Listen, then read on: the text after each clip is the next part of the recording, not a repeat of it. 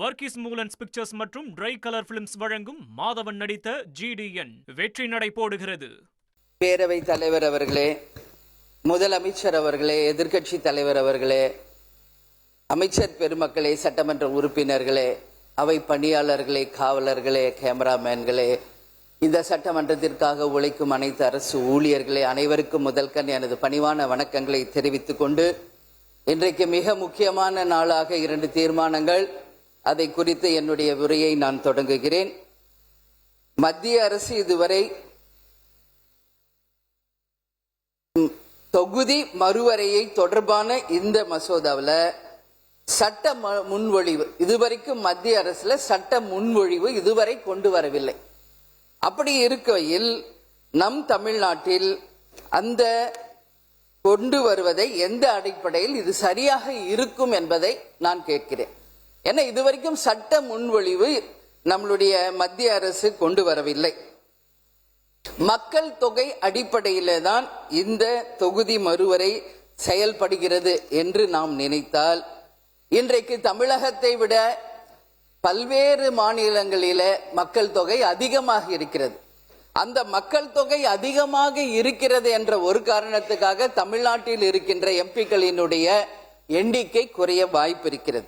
எனவே மத்திய மாநில அரசுகள் இரண்டும் கலந்து எல்லா மாநிலங்களுக்கும் 50% நாடாளுமன்ற உறுப்பினர்கள் எண்ணிக்கையை கணிசமாக உயரும் வகையில் சமமாக கொண்டு வர வேண்டும். அப்பொழுதுதான் தமிழ்நாட்டிலும் நம்மளுடைய எம்பிக்களுடைய எண்ணிக்கை உயரும் என்பதில் மாற்று கருத்து இல்லை.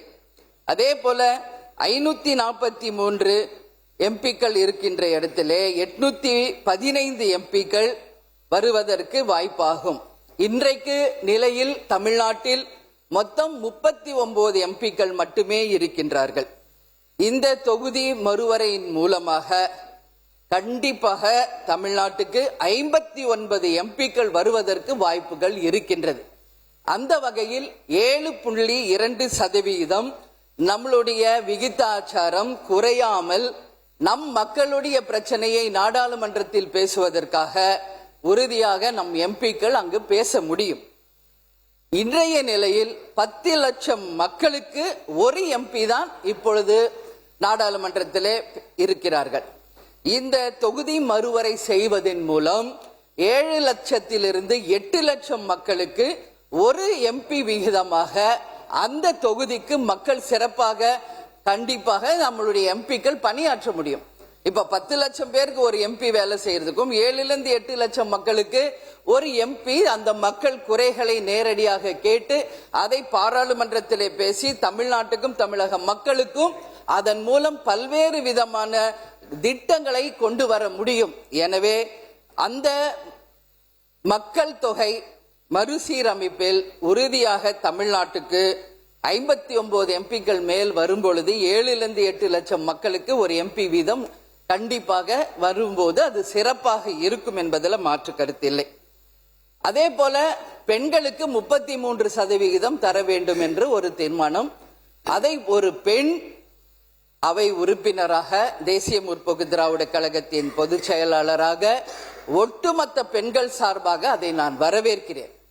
ஏற்கனவே புரட்சி கலைஞர் கேப்டன் அவர்கள் இருந்த பொழுது 33%ற்காக மாபெரும் ஒரு பெண்கள் மாநாடு நடத்தி பெண்களுக்காக ஒரு சீருடையை கொடுத்து பெண்களுக்கு மரியாதை கொடுத்தவர் இந்த அவையில் எதிர்க்கட்சி தலைவராக இருந்த கேப்டன் அவர்கள். அந்த வகையில் பெண்கள் தான் இந்த நாட்டின் கண்கள் என்பதில் யாருக்கும் எந்த மாற்று கருத்தும் கிடையாது. இங்கே இருக்கின்ற ஒவ்வொரு உறுப்பினருக்கும் நிச்சயமாக பேக் போன் யாருன்னா பெண்கள் தான்.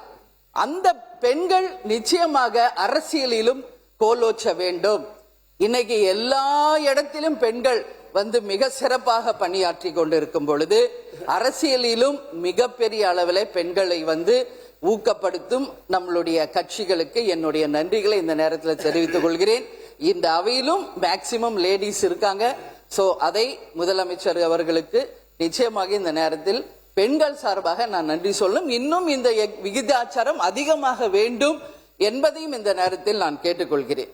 அந்த வகையில் பெண்களுக்கு 543லிருந்து 33% ஒதுக்கினால் மொத்தம் 179 பெண் எம்பிக்களுக்கு மாறாக 815 எம்பிக்கள் இன்று 33% இடஒதுக்கீட்டின்படி வழங்கினால் 269 பெண் எம்பிகள் வருவார்கள் நம்ம தமிழ்நாட்டில். அப்படி நம்ம பார்த்தா மொத்தம் டெல்லியில 259 பெண் எம்பிக்கள் வரும் பொழுது பெண்கள் மட்டுமே 90 பேர் அதிகமாக வாய்ப்பு இருக்கிறது.